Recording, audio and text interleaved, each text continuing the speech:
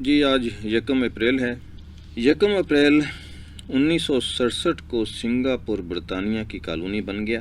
Singapore جو ہے وہ کوئی 63 جزائر پر مشتمل ایک ملک ہے، جس کا سب سے بڑا جزیرہ اور شہر سنگاپور ہے، جو ملک کا دارالحکومت بھی ہے اور شہر کا نام بھی ہے۔ سنگاپور جو ہے یہ پہلے جوہور ایک حکومت تھی، اس کا حصہ تھا جو مسلمانوں کے زیر نگی تھا، جو خلافت عثمانیہ سے الگ ہو کر ایک سلطنت جوہور کے نام سے بنا۔ اس کے بانی سلطان محمود شاہ جو تھے وہ ان کا بیٹا تھا، جس کا نام تھا سلطان علاء الدین۔ سلطان علاء الدین ریاض شاہ سیکنڈ کہلاتا تھا، دوم کہلاتا تھا۔ اس پر پرتگالیوں کے زیر نگین رہا یہ ملک جو ہے سنگاپور، اور اس کے بعد ایسٹ انڈیا کمپنی نے قبضہ کیا، اور 1 اپریل 1867 کو برطانوی تاج کے زیر نگین کر دیا گیا۔ ایسٹ انڈیا کمپنی اپنے زمانے کی بلیک واٹر تھی، جو تجارت کی غرض سے کسی بھی ملک میں داخل ہوتی، بندوق کے زور سے قبضہ کرتی اور اس ملک کو تاج برطانیہ کے زیر نگین کر دیتی۔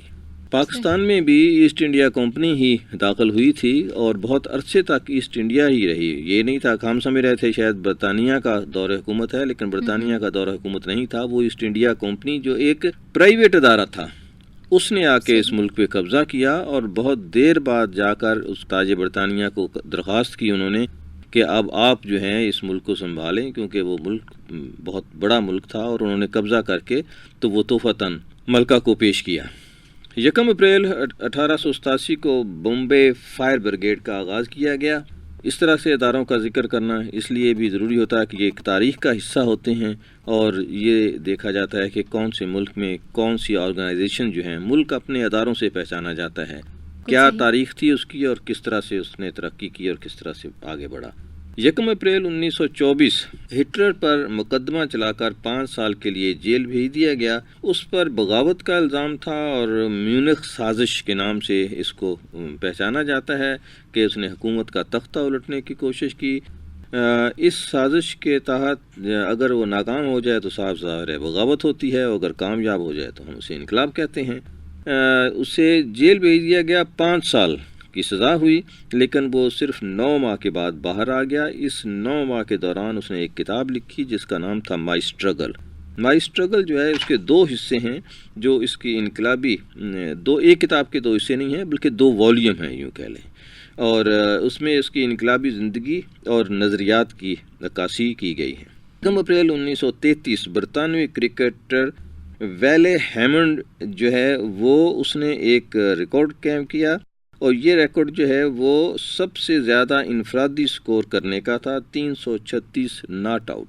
1 اپریل 1937 عدن کو برطانوی تاج کے زیر نگین کیا گیا۔ یہ یمن کی ایک بندرگاہ تھی، لیکن اس کو الگ سے ایک اسٹیٹ بنا کر وہاں قبضہ کر لیا بہت عرصے تک۔ پھر بعد میں اس کو ایک الگ اسٹیٹ کے طور پر بھی چلاتے رہے، اس کے الگ اسٹیمپ تھے، اس کے الگ سکے تھے، لیکن بعد میں اسے 1970 میں اسے واپس یمن کو دے دیا گیا، اور آج بھی یہ یمن کے۔ اس موقع پہ میں ایک کمپنی کا تعارف کرانا بڑا ضروری سمجھتا ہوں۔ 1 اپریل 1891 میں امریکہ کی ایک ریاست الینوائے شکاگو میں یہ کمپنی سامنے آئی۔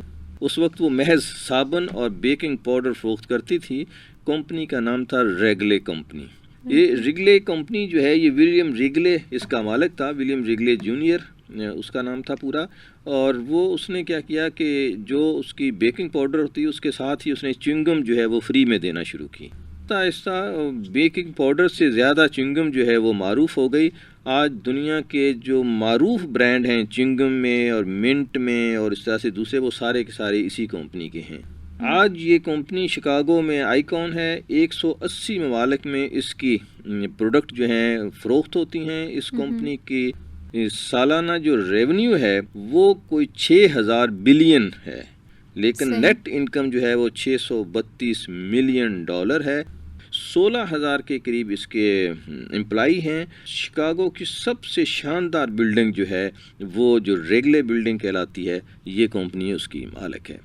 کہنا مقصود یہ ہے کہ اگر تجارت کی جائے تو کہا گیا تجارت میں بڑی برکت ہے، تو اس نے بھی ایک چھوٹے کام سے کام شروع کیا، لیکن بتدریج دنیا کی بڑی کمپنیوں میں اس کا شمار ہونے لگا۔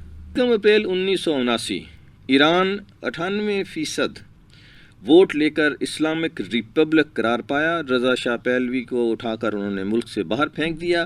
ایران ایک زمانے میں دنیا کی 2 سپر پاور میں سے ایک تھا، جس طرح روم اور ایران ہوتے تھے.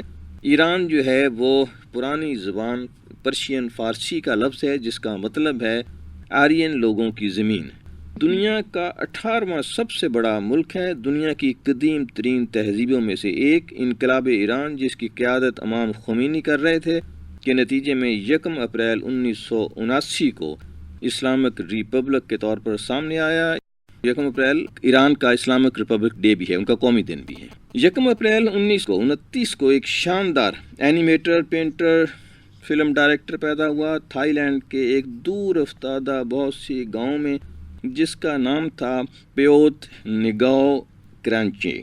بعد میں یہی شخص تھائی لینڈ کی پہلی اینیمیٹڈ فلم کا اینیمیٹر بنا، جس کا نام تھا ایڈونچر آف سداسا کون. بہت ہی شاندار فلم. یہ ایک نوجوان کی کہانی ہے جو دنیا کی آفات سے لڑتا ہے. یہ فلم جو تھی وہ پرانی سٹائل جو ہوتی ہے اینیمیشن کی، اس میں بنائی گئی تھی، جس میں ایک ایک فریم کو پینٹ کرنا پڑتا ہے اور پھر اس کے جو ہے 1 سیکنڈ کے لیے کوئی 24 فریم جو ہے بنائے جاتے ہیں اور اس میں موومنٹ جو ہے دکھائی جاتی ہے. تو یہ ساری کی اور یہ کوئی 80 منٹ کی فلم تھی. پہلی تھائی لینڈ کی پرانی سٹائل کی، جسے سیل اینیمیٹڈ فلم کہتے تھے، اس کے اوپر سیلولائٹ پہ بنی ہوئی فلم تھی. اور یہ ریلیز ہوئی تھی 1979 میں. 13 اپریل کو ریلیز ہوئی یہ فلم. لیکن جو تھائی لینڈ کی پہلی کمپیوٹر اینیمیٹڈ فلم تھی، وہ بھی اسی صاحب نے جو بنائی. اس کا نام تھا خان کلائے.